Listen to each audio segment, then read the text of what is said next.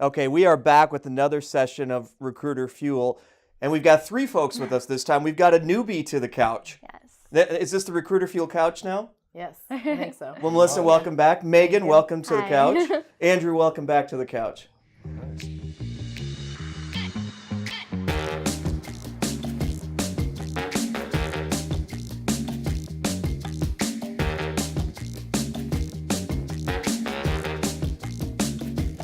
So here's why we're having this discussion. Megan, you sent me an email a week or so ago, and you were talking about a friend of yours that was having some difficulties in the job market. Yes. Tell us what went on. So basically, a friend of mine, she has her master's degree. She has a job at a major university. Okay. And she was there about 5 months and then was recently let go due to biases that they believe are out of her control. Bias, help us understand a little bit more about what's going on without getting too personal. Yeah. So just things she would say in the workplace, they didn't really find appropriate, but they also felt that she didn't realize she was saying something inappropriate. And so there was just a difference in what was appropriate at the workplace. Okay, so your opinion of what was said, was it inappropriate for the workplace or not? I could see how it was, especially at a major university like this and being in the department she was in. Okay. Where you're working with students. You Got it. definitely have to be careful on what you say. Okay, so 5 months later, she gets let go for saying something, or he or she gets let Yes. go for saying something maybe they didn't like. So tell me more about what's the issue now. So she's been unemployed for about a month now. Okay. And she's just struggling to find a job in her what she got her master's in, Okay. which is specific to universities, and she's just having trouble on what to say on her resume and what to talk about if she does have an interview. And then it started getting me to think, like, how does anybody find a job after they've been fired, and what do they say to be successful from there on? So let's approach this two different ways, because you got two topics here. We're only going to do one topic today. Yeah. One is the issue of saying something you shouldn't have. We're going to shelve that piece for something later. In terms of the issue of getting fired in general or having that on your resume, I think that's a kind of a fair issue that comes up all the time. So Melissa and Andrew, when you see somebody who's not currently working, from a recruiter's perspective, how do you look at it? I mean, as a recruiter, you should be going into it pretty open. You shouldn't have any prejudgments till you're asking the candidate what happened. A lot of times I've never had an issue with a candidate not telling me what happened or why they left a company. Okay, so you just said you shouldn't. Yeah. Now let's talk about the reality of this. Managers that you guys deal with, when they see somebody's been unemployed for 30 days, 60 days, whatever it is, what's the common response? In this market, they must not be that good. Constantly. And that's probably what your friend is dealing with, regardless of what the situation is. So what do you do? Well, first things first, if someone was fired versus being let go, first thing I'll ask is, well, was it just you that got let go, or was how many people? Oh, 250 of us, great, not a big deal then. But I was the only one let go, and if they told me a story similar to that, I actually write down verbatim what they said so I can coach them on it later if they get an interview. And I say, hey, here's how we might approach this, and we come up based on the situation with a word track so that they can get that out in the open, because I'm more of just hit it head on. Hey, Steve, I'm looking to work at your place. I was let go for this reason, and then move past it. So do we know what's on her record in terms of why she was let go? Is it specific, or is it just general? And how has she described the situation thus far? I think it's specific to biases, which is unfortunate for her.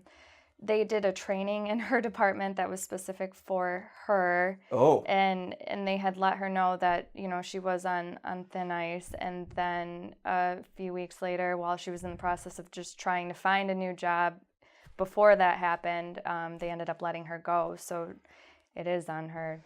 So what advice would you give a candidate like that, Melissa? Because we see them out there. I mean, maybe not the exact same situation, but what advice would you give a candidate in this market, as Andrew said, that has got to look? It's hard because I'm with Andrew. Like, I think being upfront and honest, but you have to be upfront and honest to a point where you're not going to bash your old company, or, you know what I mean? You have to, like Andrew said, coach a candidate on how to talk about it honestly, Yeah. but effectively as well, so you're not hurting yourself in an interview or those types of situations where you could start talking badly about your old boss or your old company, and then you put yourself in a bad situation. Because Those jerks, they fired me Yeah, for right, something that I didn't right, do anything right. about, right? Like, I couldn't do anything about. Not everybody, but people have gotten let go before or fired. Like, I mean, it's not uncommon. I think it's just how you pose it to your next opportunity is really going to differentiate yourself, because no manager likes somebody coming in and just bashing the old company that they worked for or their old boss, Yeah. because then they're like, oh, well, I don't think I want this person working here. So you got to be real careful when you're interviewing. But I think to Andrew's point, like, if you pose it in the right way, you definitely can move the But how do you- conversation. And I agree with everything you're saying, but playing devil's advocate here for a second, how do you pose what this particular situation without knowing all the particulars in the right way to be fair to the employer they're going to as well? Where's the balance here between the two? That is actually the situation your friend is in, Megan. That's a tough It one is right tough. there. Yeah. Because you obviously want them to understand what happened, but you may not want to go into details depending on what actually happened. You got legal issues to deal with, all kinds There of stuff. you go. There's a lot of things. I think you try to pose it as, here's what I did, here was my responsibility in the situation, here's what I learned, and here's what I would do over again or next time if I'm in the same situation. And I think that's actually the critical piece, because one, if you hide it, it could come out when they do a reference check. You know, there's legalities with that as well. But speaking as an employer myself, I'll take a chance on somebody if they come to me and say, here's what I did. This was viewed as the wrong thing. Here's what I learned from it, so this is never going to happen again. I'm more likely to do that than if somebody said, well, I just got fired and doesn't give me a lot of particulars about it. It's going to cause more question in my mind. Yeah. I mean, I think dealing with clients, you guys would probably find the same thing. And I'd expect nothing less. They're paying us for a service. They're going to want to know about each candidate we have. They're going to want to know about their employment history, the good and the bad. I'd expect them to do that. It's just bringing it up, getting past it as soon as possible so you can talk about the rest of the skills and what else you can bring to the new job, and not having a whole hour interview, phone or person to person, being about this one incident. So Megan, talking to your friend, did he or she learn from the situation what they should not say now? I believe so. Okay. Yes. So whether they believe it's right or wrong is irrelevant. The point is somebody considered it wrong. Yes. Okay. Yeah. So as she's now looking at other opportunities, is she disclosing it? She is, and that was the other thing I wasn't sure of. She was telling me one of the things she was filling out asked the reason why she left her last job. She wrote terminated. Yeah. Is that the best thing to write, or is there something? I don't know how you not lie about it. I mean, Yeah. I think you have to be honest, forthright. It'll but I would come out in the probably background or it could come up. Yeah. So put an explanation or talk to me about an explanation or something along those lines. I think in those situations it's a slippery slope. If you start lying, you could get yourself into a whole lot of trouble. I mean, this is a tough one. Yeah. This is a tough one. My advice would be to be honest, but then to talk about the lessons learned from it and see. It's depending on what the bias issue was, and that's a whole nother conversation Yeah. that we'll come back to. Unfortunately, that's probably going to track on with her for some time. Yeah. Any last thoughts on this, Melissa? I would say, piggyback off of what you said, you just have to be honest up front, because if you start the lie, it'll just continue on your way through the interview process, and that hurts even more if you got to the end and an offer and something came up in the background and you could have been upfront honest in the first place, and the employer might have just said, you know what, I'm glad you were honest with me, thanks for sharing, now let's talk about, and ask other questions about their experience.